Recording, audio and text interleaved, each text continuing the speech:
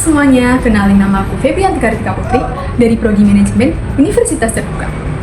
Di video ini aku mau jelasin tentang proses lahirnya Pancasila, mulai dari BPUPKI, Piagam Jakarta, sampai disahkan oleh PPKI. BPUPKI. BPUPKI itu singkatan dari Badan Penyelidik Usaha-Usaha Persiapan Kemerdekaan Indonesia. Intinya, badan ini dibentuk untuk menyiapkan Indonesia sebelum merdeka, termasuk menentukan dasar negara.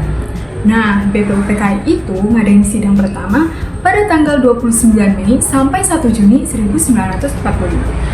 Di sidang ini banyak tokoh nih yang ngasih pendapat tentang dasar negara. Salah satunya yang paling terkenal itu Insinyur Soekarno.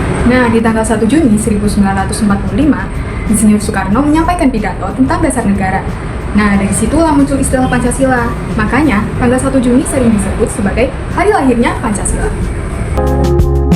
Setelah itu, ternyata masih ada nih perbedaan pendapat soal rumusan dasar negara, terutama soal sila pertama.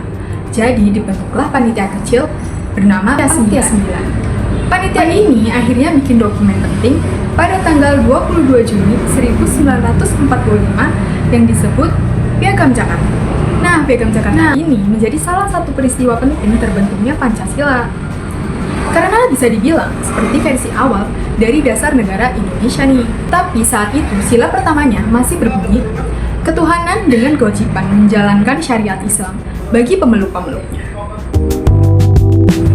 Nah, karena Indonesia kan isinya beragam banget nih, rumusan ini membuat beberapa pihak kurang setuju, terutama dari daerah-daerah yang masyarakatnya berbeda-beda. Terus berlanjut setelah Indonesia merdeka pada tanggal 17 Agustus 1945, dibentuklah PPKI, atau Panitia Persiapan Kemerdekaan Indonesia.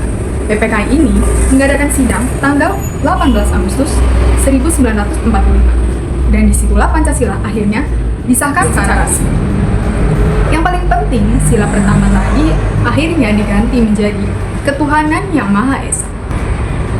Perubahan ini dilakukan supaya semua golongan bisa menerima dan Indonesia tetap bersatu tanpa ada perasaan dibeda-bedakan. Kalau dipikir-pikir dari prosesnya lahirnya Pancasila, ini kelihatan banget nilai-nilai penting seperti musyawarah, toleransi, dan persatuan. Karena para tokoh saat itu benar-benar berdiskusi, tidak memaksakan kehendak, dan lebih mementingkan kepentingan bangsa. Menurutku, pelajaran yang bisa kita ambil adalah perbedaan pendapat itu wajar, tapi cara kita menyikapinya itu yang penting. Jangan gampang ribut atau ngejatuhin orang lain cuma karena berbeda pandangan. Apalagi sekarang di era media sosial, orang-orang gampang banget berantem cuma karena hal-hal kecil.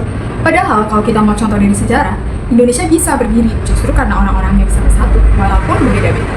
Nah, jadi itu penjelasan singkat dari aku tentang proses lahirnya Pancasila. Makasih udah nonton, semoga bermanfaat.